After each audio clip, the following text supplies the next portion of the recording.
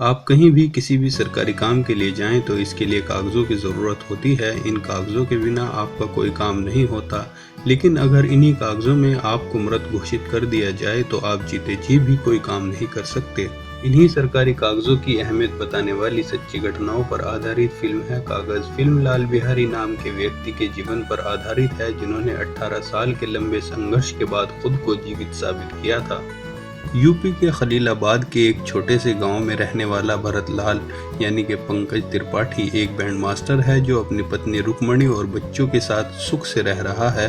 भरत लाल की पत्नी रुक्मणी उससे अपना काम और बढ़ाने के लिए बैंक से लोन लेने की सलाह देती है। जब भरत लाल बैंक जाता है तो लोन के बदले उससे गिरवी रखने के लिए जमीन के कागज मांगे जाते हैं। भरत लाल अपनी जमीन के कागज लेने जाता है तो यह जानकर हैरान रह जाता है कि कागजों के मुताबिक वह मर चुका है और उसकी जमीन उसके चाचा के बेटों को बांट दी गई है।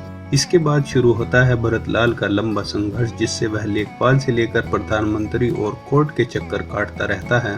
भरत लाल की मदद के लिए आगे आते हैं साधुराम केवट वकील यानी कि सतीश कौशिक, जो अंत तक उनकी मदद करते हैं।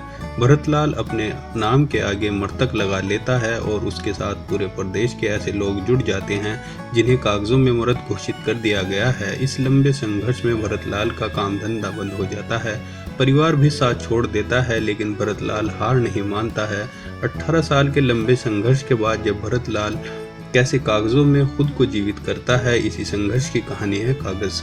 फिल्म में गांव का सरपंच एक डायलॉग बोलता है, इस देश में राज्यपाल से भी बड़ा लेखपाल होता है और उसके लिखे को कोई नहीं मिटा सकता।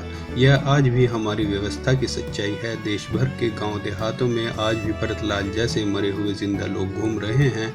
लोग पूरी जिंदगी अदालतों के चक्कर काटते हैं, लेकिन कभी खुद को जीवित साबित नहीं कर पाते और कागजों में मरने के बाद वास्तव में भी मर जाते हैं। डायरेक्टर सतीश कौशिक फिल्म को बिल्कुल हल्के फुल्के अंदाज से शुरू करते हैं, लेकिन वक्त के साथ साथ यह फिल्म बेहद सीरियस हो जाती है। जैसे जैसे फिल्म आगे बढ़ती जाती है तो आप भरत लाल की पीड़ा और जिद को गहराई से समझने लगते हैं। फिल्म संघर्ष के जज्बे का पॉजिटिव संदेश भी देती है। हालांकि फिल्म कभी कभी बहुत धीमी लगने लगती है, लेकिन भरत लाल के नए नए हथकंडे एक बार फिर कहानी में आपका इंटरेस्ट जगा देते हैं। फिल्म को शायद थोड़ा छोटा किया जा सकता था। बात अगर हम एक्टिंग की करते हैं तो इस समय पंकज त्रिपाठी को बॉलीवुड का नगीना कहना बिल्कुल सही रहेगा। वह हर किरदार में इतना भीतर तक उतर जाते हैं कि बिल्कुल उसी के जैसे दिखने लगते हैं। पंकज त्रिपाठी अपनी हर फिल्म से एक्टिंग की बुलंदियां छूते जा रहे हैं। भरत लाल के किरदार में पंकज त्रिपाठी ने इतनी अच्छी एक्टिंग की है कि आप उनके किरदार का दर्द समझ सकते हैं।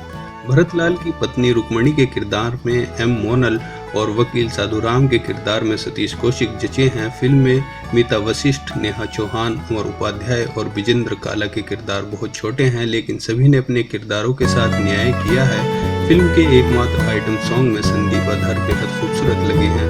अगर आप पंकज त्रिपाठी के फैन हो और बिल्कुल नए और अलग मुद्दे पर फिल्म देखना चाहते हैं तो इस फिल्म को मिस न करें।